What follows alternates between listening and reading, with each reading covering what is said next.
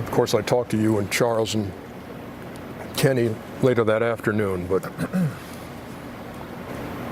then I saw that you had gotten a text from Kobe that morning, or Sharif had gotten one.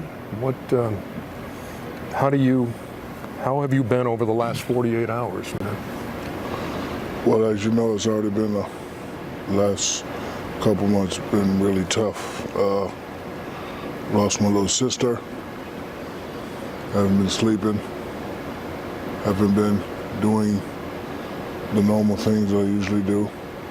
I work, we laugh, we kid, we joke. When I get back home and look at reality and say she's gone, it just hurts. So the other day I'm downstairs working out with my son Shakir and my nephew Columbus. And my other nephew comes in crying and he shows me his phone. And I snapped at him. I said, man, get that out of my face. Just get it away from me. You know, we live in a world where anything could be photoshopped, anything could be hoaxed. I didn't want to believe it. And then I got the call from you, Charles, Kenny, everybody called me. And then we found out it was confirmed. And haven't felt the pain that sharp in a while. 47 years old, lost two grandmothers, lost a Sarge, lost my sister, and now I lost a little brother. Our names will be attached together for what we did. People always ask about our relationship, and I tell them it's just like me and Charles. You got two strong-minded people that are going to get it done their way. We're going to say certain things. The respect will never be lost. But when it comes to be inside the lines and win, that's what me and him, that's what we did. That's what me and Charles, that's what we do. It was sort of like a triple stabbing to the heart, because after you cry and wonder about that, then I get back on the internet, Rick Fox is on the plane. So now I'm sick even more. I'm calling Rick, he's not answering. So now I'm like, what's going on? And then the final blow, his lovely daughter was with him on the helicopter. You know, every time I saw his lovely wife and his kids, same thing I do with Kenny's kids and D-Wade's kids. Hi, my name is Uncle Shaq. I don't know if they know me as a basketball player. It doesn't matter. Hi, I'm Uncle Shaq. I try to make him laugh. And he would do the same thing. Sharif called me devastated and said, Kobe, just text me to check and see how he's doing. And he used to do that from time to time. You know, it just makes me think that in life, sometimes instead of holding back certain things, we should just do.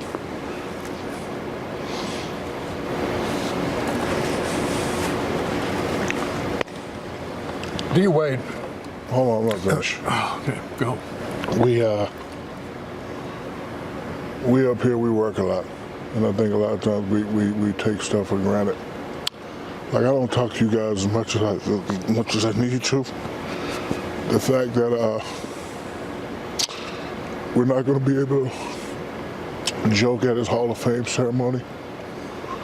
We're not going to be able to say, hi, I got 5, you got 4. The fact that we're not going to be able to say, if we would stay together, we could have got 10. Those are the things that you can't get back. And with the loss of my father, my sister, and my thing, that's the only thing I wish I could just say something to him. Again, last time I talked to him was when we were here and I asked him to get 50 and he got 60. It's the last time I spoke to him. And I just wish I could have, you know, so it definitely changes me. I have to, because I work a lot. You guys know what I do. I work probably more than the average guy, but I just really have to now just take time and just call and say, I love you. Rick Fox finally called me and said, man, I love you. B. Shaw called me. So I'm gonna try to do a better job of just reaching out and just talking to the people rather than always procrastinating, because you never know. Life is too short. I could never imagine nothing like this. I was thinking the other day, I've never seen anything like this. All the basketball idols that I grew up, I see them. They're old. Like I used to be at home when you came to interview me, Ernie. I used to watch the great mile round and rebound. Now I'm working with him. I used to want to be Dr. J. He used to live next door to my mother in Orlando. My father used to tell me about the three great big men. I met them. I seen them. And the fact that we lost probably the world's greatest Laker, world's greatest basketball player. It's just, listen, people are going to say, take your time and get better, but it's going to be hard for me. I already don't sleep anyway, so.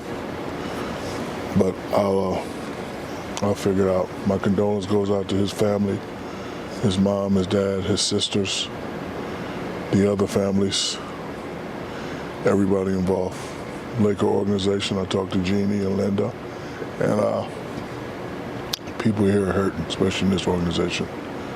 You know, some people have to get treatment, and some people just don't understand, because it hit all of us out of nowhere. I didn't want to believe it. I said to myself, I hope some butt-face made this up, and it's not true. I didn't want to believe it. But then after getting all the calls, and then you finally was concerned, it just, you know, my spirit just left my body. I just wish I could be able to say one